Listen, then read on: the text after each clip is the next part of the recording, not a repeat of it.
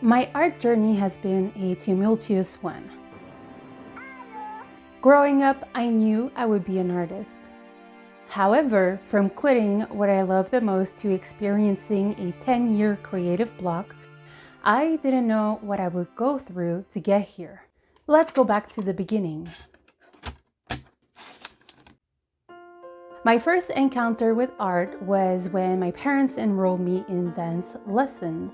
The 3-year-old me who walked through the door of a dance studio for the first time didn't know that it was the beginning of a love story. Dance quickly became my thing. It was like dance was made for me and I was made for dance. Dance was the love of my life. For more than a decade, I did ballet, musical, hip-hop, tap dance, contemporary, and commercial jazz. It was something that punctuated my life. It was comfort, it was familiarity. To this day, dance still feels like home.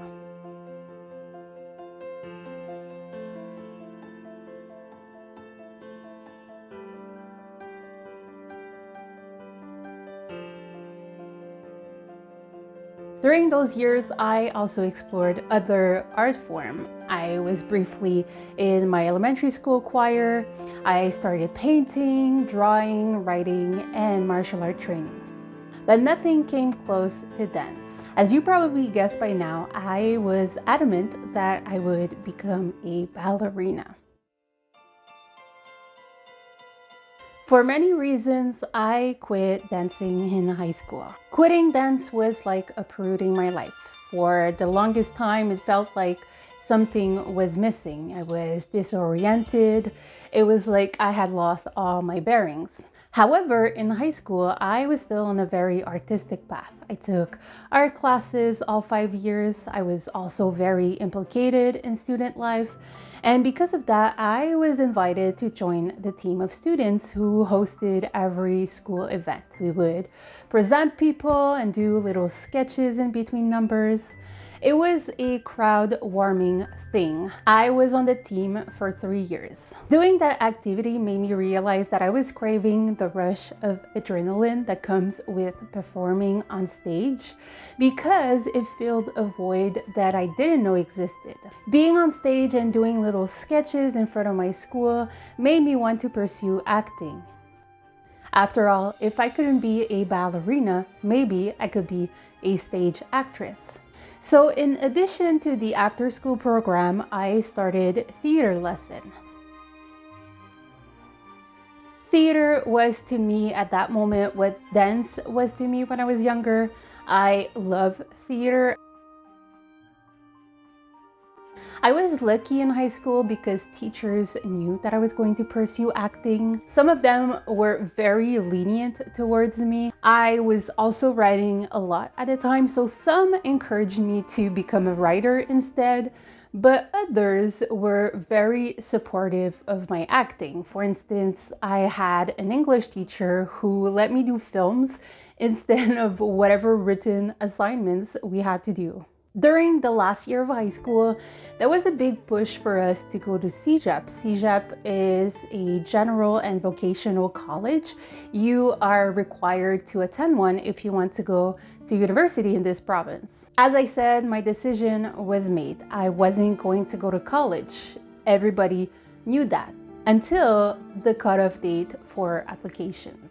Against all odds, I ended up applying to 2 schools. I applied to an arts and communication program and a social science program focused on criminology. I was accepted in both. I chose criminology.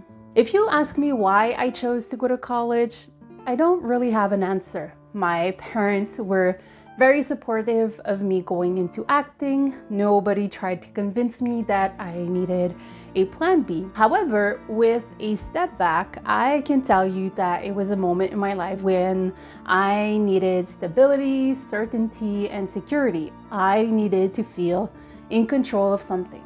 And I think that explains why I drastically changed my mind. However, that marked the beginning of a decade-long creative block. My college schedule didn't allow me to continue acting classes. I was also working, so besides a few artistic projects here and there, my creativity was stifled. Towards the end of the criminology program, I had to choose what was next for me. I had several forensic science introductory classes, and I was quite interested in that subject. However, I didn't have the mandatory credits for forensic science. So after obtaining my diploma, I joined the science program at another CEGEP. I was now in night school. Because I was taking science classes at night and on Saturday mornings, it took me 3 years to get my diploma. However, it was too late in the year to apply to the university of my choice. They accepted applications only one time per year, and I missed the deadline. You would have thought it was a sign that it was time to follow my artistic dreams. Instead, I applied to an anthropology program. My new plan was to get some credits and transfer to the other university. I ended up staying in anthropology. I never transferred. While I focused mostly on bioanthropology and archaeology, the program required that we take several ethnology and linguistic classes, which inspired me a lot. And about a year before I finished my diploma, I had an illumination. At the time, I was in a period of my life where I was asking myself a lot of questions. What would I do next? Am I going to do my master's degree? Am I continuing to study anthropology? Also, I was 27. I was thinking about the fact that I had been in school for all these years. I was quite tired of it. But then I had an idea for a documentary. While I had some artistic ideas throughout the years and I now had my YouTube channel at that point, what really hit me was how complete that idea was, how it made so much sense. It answered all of my questions. At that moment, I realized that I could pair my creativity with the skills I had learned while studying anthropology. I was going to become a documentarist. That idea turned out to be the beginning of a new era. Ideas flooded in. The initial idea grew to include many forms of art, and it made so much sense to me. So much so that I almost dropped out of university right there and then. However, with some convincing, I ended up finishing the program.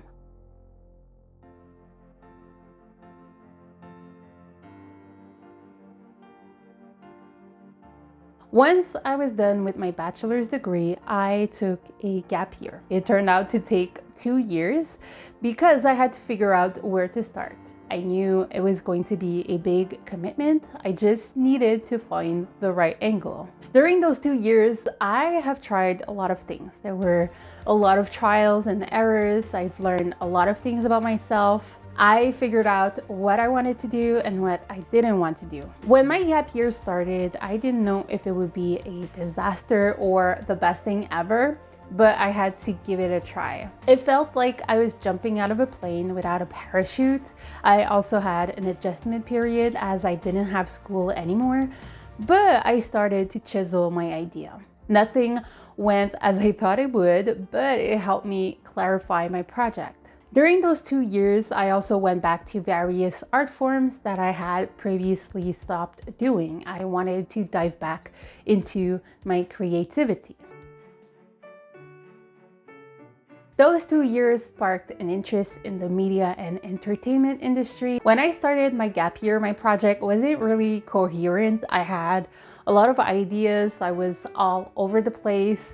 I couldn't logically explain what I was going to do exactly. As I was trying things out, I found a common thread in my ideas. An important pillar of the media and entertainment industry is to create and tell stories. When I look at the ideas I accumulated, storytelling is the common thread between them. So I was able to situate my project in that industry. Focusing on that common thread helped me to determine how to build a strong foundation for the project.